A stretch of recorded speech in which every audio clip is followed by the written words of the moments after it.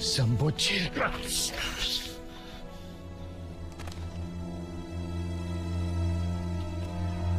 Hrothgar, simula ngayon, kamahalan ang itatawag mo sa akin. Alipin.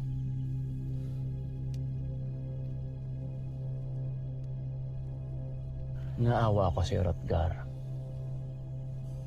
Alam kong nagtatanong ka sa mga sundalo kung anong nangyari sa iyong ina at kay Rosalia.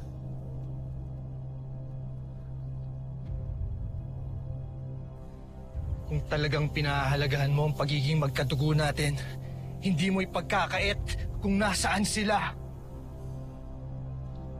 Dinala sila sa hardin ng palasyo kaninang umaga. Kung saan sila pupugutan ng ulo dahil sa kanilang pakikipagsabwatan sa iyo. Wala na sila, Hrothgar. Wala ka ng pamilya.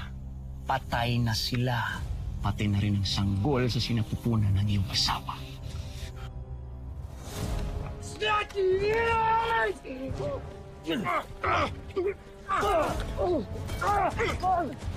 Mag-isa ka na lang ngayon!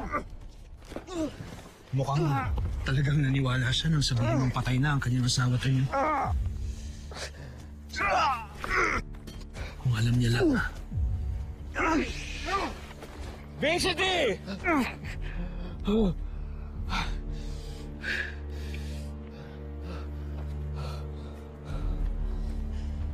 Ba't niyo sila pinatigil? Patayin niyo na ako! Nang matapos na itong paghihirap ko! Bakit ko pagkakaitan ng sarili kong makita kang nagdurusa? Matagal akong nagtiis. Pinanood na itinangi ka at pinili ng aking ama.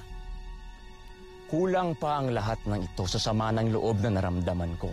Kaya habang buhay kang makukulong rito para maramdaman mo na busabos ka ikumpara sa akin.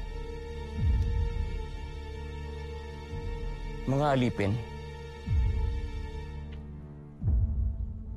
makinig kayo. Napakalayo pa para maabot natin ang tagumpay. Lalo na't napagtanto ko na kulang pa ang ginagawa ko para sa Bosenia. Dapat kong palakihin ang aking imperyum. Palawakin! Kaya mula ngayong araw na ito, ay gagawa kayo ng mas marami pang armas at mga sasakyang pangkalawakan. Hahanap ako ng mga bagong planeta na aking sasakupin at aangkinin.